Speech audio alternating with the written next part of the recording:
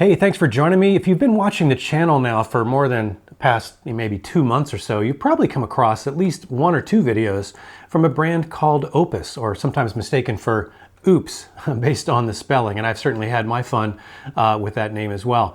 But I've seen this brand progress over the past nearly 3 years now from kind of a third-tier brand in the power station product space to either a second or maybe even first-tier brand in terms of being a serious player, especially with the introduction of their new Mega line, which I reviewed both the Mega 2 and the Mega 3.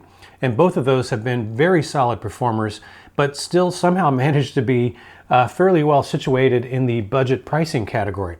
Well, Oupes recently reached out to me about a new product they're bringing to market as they continue to expand their product line. And this is their Exodus 600. And it is kind of an entry-level power station. I believe it is a 256 watt-hour capacity. And I think based on the name, it's probably a 600 watt continuous rated AC inverter. We're going to confirm that. But it has a 3-year warranty, which is also quite good, especially for something that's going to be at this particular price point, which was one of the chief things that caused me to say, yes, let's have a look at this power station when I found out what the price is going to be. We'll get into that later. But for now, let's go ahead and get this thing out of the box and see what it comes with. All right, 1 AC power cable. Then we've got the warranty card and user guide and a few of these little fuses here. It's kind of interesting. It's probably for the overload protection. And yeah, they have upgraded their user guide for sure compared to the older ones in the past. They continue to improve. All right, I'm not going to look at this in detail on your time. I'll do that on my time. Let's get this thing out of the box.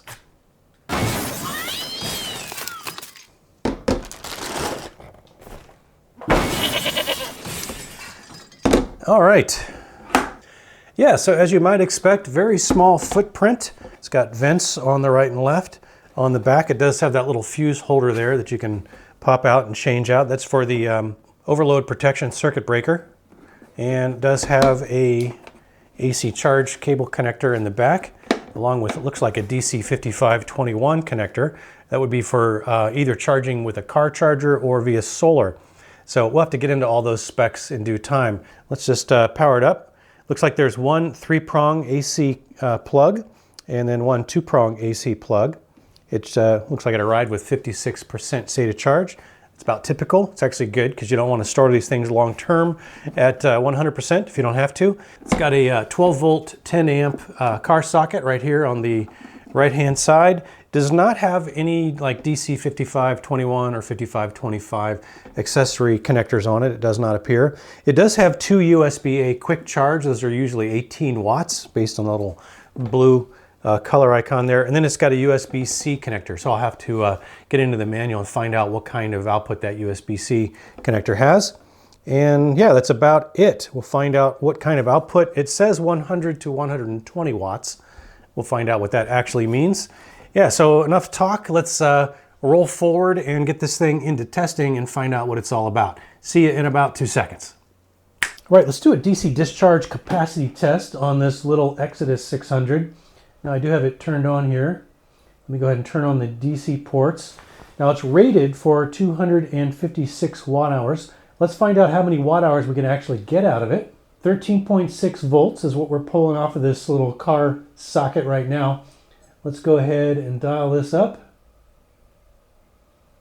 Let's see if we can get a full 10 amps out of it. There we go. 10 amps, holding strong. All right. So we're at 100%. Let's let this run until the little BMS shuts us down. And then we'll come back and check out and find out how many actual usable DC watt hours we were able to get out of this little car charge port. All right, looks like our DC discharge capacity test is done. If we look down here on the tester, we've got 224.26 watt hours. And that's out of a rated 256 watt hours. So that gives us a usable DC capacity of about 87.5%. So that is a solidly above average number in DC usable capacity for this Exodus 600 power station. All right, let's get this thing charged back up and we will test the usable capacity out of that AC inverter. All right, it is 10:23 p.m. We have obviously no sun, and I have a 200 watt solar panel hooked up. And we are going to plug this in. Has a DC 7909 DC input in the back. And we're obviously not going to get any input, but the question is, at 8%, this thing is just going to sit here overnight, and we're going to find out if solar will start auto-charging in the morning without any user interaction. So we'll find out in the morning. I'll come back and check on it, and we are going to see how it did.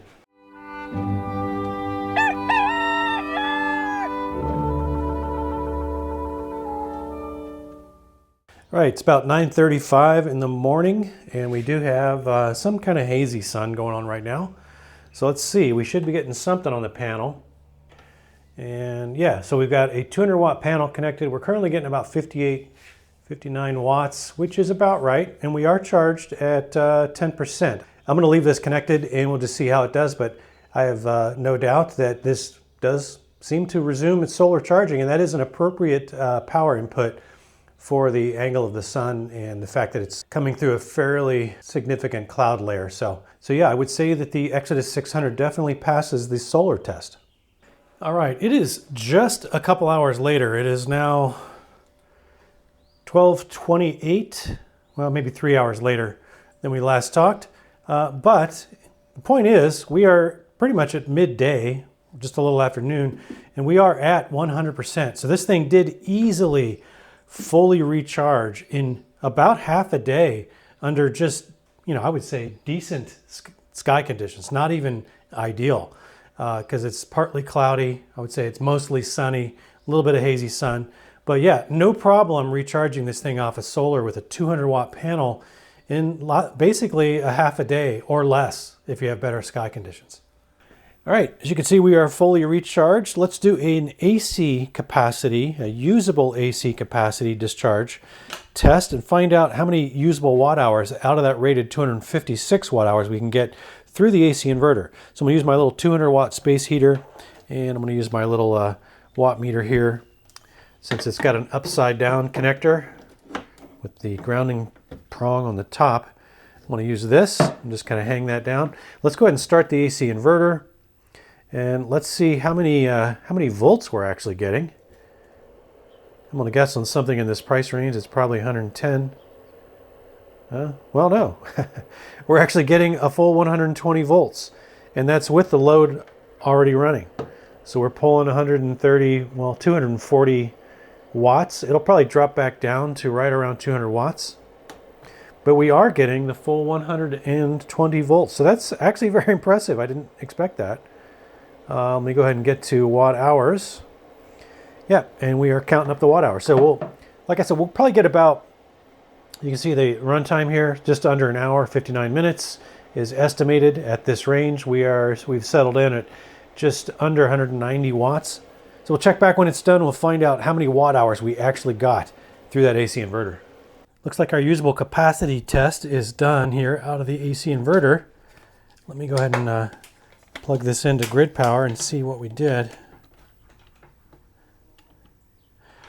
Looks like we got a total of 210 watt hours out of a rated 256. So that is a solidly average 82% of rated capacity out of the AC inverter. So not too bad. All right, let's check and see how noisy the power is out of this AC inverter. Now, given the really low price point on this Exodus 600, I wouldn't expect a super clean power output, but you never know. So we're gonna check it out with my old crotchety guitar amp. There's no noise suppression built into this old thing. I do have it currently plugged into grid power. So we're gonna find out what it sounds like on grid power first as a baseline. So here we go, let's check it out.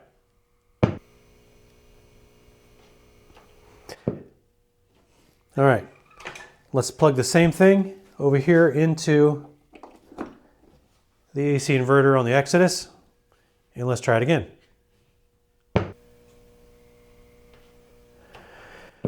All right, so color me surprised. This is actually shockingly clean output out of this tiny little inverter. I'm almost speechless. I really did not expect that result. So I did not hear any difference in the noise coming out of this little old amp versus grid power versus the Oupes Exodus 600 AC inverter. So definitely passes the the harmonic distortion test. And I think this would be suitable if the capacity works for you for something like a ham radio application or a small PA system that you wanted to remotely power or something like this. So not a particularly probably common use case given the small capacity, but you never know. Might work for short-term type applications, and yeah, it might work just fine. But yeah, you definitely could do it because it is not a noisy inverter. So good stuff. All right, let's do a UPS test on this. Now I've got my old sacrificial laptop here with the battery removed. It is currently plugged into the AC adapter. So if the power is disrupted for really just more than about 30 or 40 milliseconds tops, this will shut down. I'm currently also charging the Exodus 600 from grid power right here. So let's simulate a power outage and see if there's any hiccup in the laptop. See if the laptop will actually shut down on me. So let's find out what happens. Here we go. 1, 2, 3. All right, we've clearly stopped charging. The power station is still supplying power, so it did not disrupt power. And we can go back to charging. So it would appear that the Exodus 600 is suitable for basic home UPS type function. So I would give the UPS test a pass. And just to show you there's no trickery going on here, let me switch sides. I'll try to unplug and replug the laptop as fast as I can. Whoops, again, very clumsy. But as you can see, the laptop does go out. So again, UPS mode passes. All right, let's do some load testing on this. Now, even though it's only got a capacity of 256 watt hours, it does have an AC inverter that's capable of outputting a rated 600 watt continuous power output out of that AC inverter. And it has a peak surge of 1200 watts. So let's find out if it can sustain right at maximum output of 600 watts. And we'll see if it can do that for 10 full minutes. So let's see if we can get it there first. I've got a variable speed power station to charge on it. And let's see, I went ahead and turned on the AC inverter. I think the power station should respond to that here in a moment. I just heard the relay click on.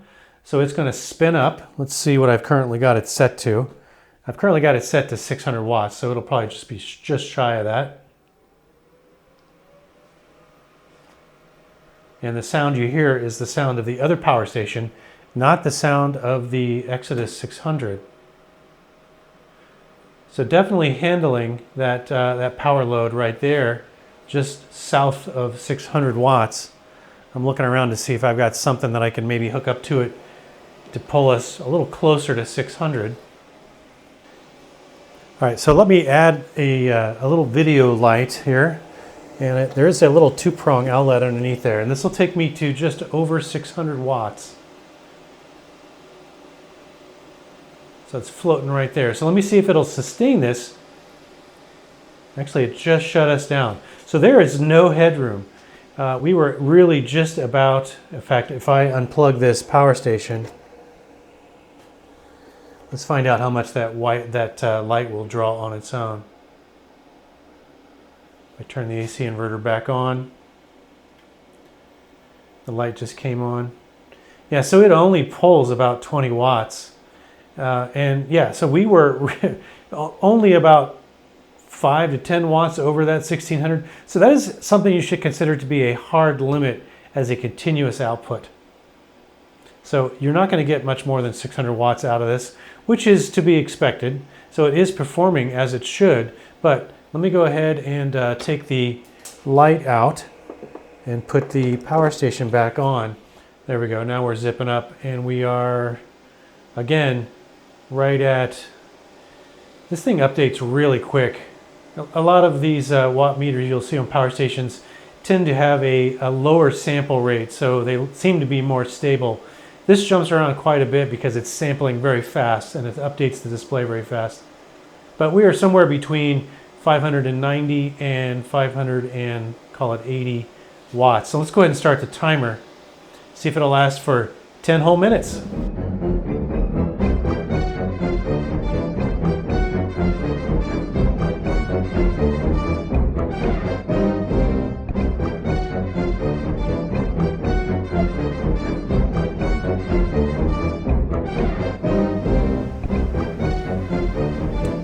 All right, no problem sustaining just shy. Actually, we're right now at 590 some watts. So no problem for 10 full minutes. And while I'm not talking anyway, you probably noticed during the time lapse that we are pulling about 50, just a hair under 58 decibels in terms of sound. And if I stop talking right now, you can kind of listen to it. Just kind of a neutral white noise. It's not kind of an annoying or obtrusive sound at all. Basically sounds like running a small air purifier or something like that. But again, we're at maximum load here. So let me go ahead and turn that off. But yeah, I would say that this Exodus 600 has passed the AC inverter test, but do be aware that with some power stations, you do get maybe a little bit of a 10% headroom bump. You really don't get that on this one. You might get 1%. But I would consider this to be a hard cap at 600 watts. So don't exceed 600 watts, at least not for anything more than a few milliseconds. Now, I've noticed that I get comments with some degree of regularity asking me how a particular unit compares to another unit or units. So I thought I'd take a crack at that in this particular video by comparing and contrasting this Exodus 600 to a couple of its similarly spec'd competitors. Now, in particular, the EcoFlow River 2 and the Bluetti AC2A. Now, this particular unit over here is actually the Bluetti EB3A, which has apparently just recently been kind of replaced in their product lineup with the AC2A, and I've not yet gotten my hands on that particular model. So I'm showing the EB3A, but to be fair, I'll be using the AC2A specs in comparison since that's their latest spec in this particular product class. Now, all three of these units have approximately the same size and weight. All three are best suited for things like recharging your portable electronics, phones, laptops, tablets, drones, cameras, that sort of thing. Running smaller loads like lights and fans, and maybe a portable DC fridge for a quick weekend getaway. Now, they basically have all the same output ports, maybe a few minor differences there, but probably not worth mentioning. And all three have UPS or EPS mode, and all three lack wireless phone charging. So then what are the key differentiators? Well, both the Exodus 600 and the River 2 have a rated 256 watt hours of battery capacity, which is about 25% higher than what you would get on the AC2A with its rated 204 watt hours. But in terms of actual usable capacity, the Exodus comes out on top, beating the River 2 by just about 9 watt hours in my actual testing. Now, in terms of AC output, again, the Exodus and the River 2 are rated at a continuous 600 watts output, while the AC2A is actually only rated for 300, while the original EB3A was rated for 600. Now, when it comes to solar charging input, the Exodus once again leads the group, being able to handle up to 240 watts of solar, while the River 2 and the AC2A come in at, I think, 110 watts and 200 watts respectively. Now, in terms of price, which is often the biggest consideration for a lot of people, the Exodus not only has the lowest list price of the three, but it also has by far the lowest sale price by a fair margin, coming in at just $132.40 when you include the discount code that I put in the description section below. And that's about 25% less than the $178, $79 price that you would get after coupons for both the River 2 and the Bluetti unit. So what are you giving up for the lower price? Well, the Exodus 600 has an above average 3-year warranty period, but both the River 2 and the Bluetti AC2A now have a 5-year warranty. And the River 2 and the AC2A also have mobile app control, which the Exodus 600 lacks. So as usual in the final analysis, it really comes down to what your personal priorities are. You can pay more and get a longer warranty and mobile app control with either the River 2 or something like the AC2A, but you're sacrificing battery capacity and solar input capability, among other things. Or if for you a 3-year warranty period is sufficient and you don't really care about mobile app control, then the Exodus 600 is the obvious clear winner, giving you more capability in pretty much every other area. So there's your comparison. I hope you found it helpful. And if you did, I hope you'll consider clicking that thumbs up button for me, and maybe the subscribe button too if you're not already a subscriber. I do appreciate that you took the time to watch this video with me, and I hope you'll consider joining me for the next one. Until then, have fun out there.